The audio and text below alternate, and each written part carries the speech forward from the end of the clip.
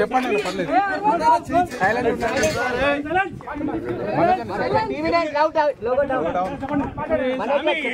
చెప్పండి లేదు పర్లేదు చెప్పండి మనకు ప్లీజ్ కొంచెం సైలెంట్. నేను ఆర్టీ కోసమో డబ్బు కోసమో ఈ పోరాటం చేయట్లేదు.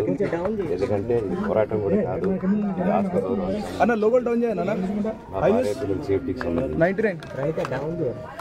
ఇది నాతో ఒక మగాడిగా నాతో డైరెక్ట్గా వచ్చి నాతో ఏం చేసినా నా భార్య వీరి ఇంక్లూడ్ చేయడం, నన్ను పుట్టేదానికి నా 7 పాప ఇంక్లూడ్ చేయడం, నా బిడ్డలు ఇంట్లో ఉండగానే అలా బిహేవ్ చేయడం కరెక్ట్. ఈరోజు పోలీస్ దగ్గరికి నేను వెళ్ళి ప్రొటెక్షన్ అడిగాను.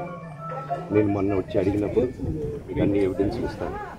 ఎస్ఐ గారు ఇక్కడి నుంచి వచ్చి నేను ఇస్తాను సార్ చూపించాను. కౌన్సిలర్లు అందరూ అక్కడ దాంకున్నారని చూపించాను. అది నేను చూసి ఓకే సార్ నేను ధైర్యంగా ఉండండి, మేము ఎక్కడికి వెళ్ళట్లేదని చెప్పి మాట్లాడి పారిపోయారు.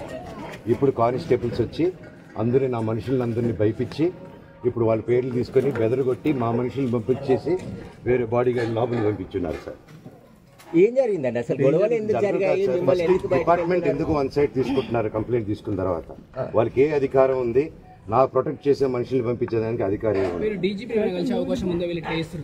ప్రపంచంలో అందరినీ కలుస్తాను సార్. బయలుదేరి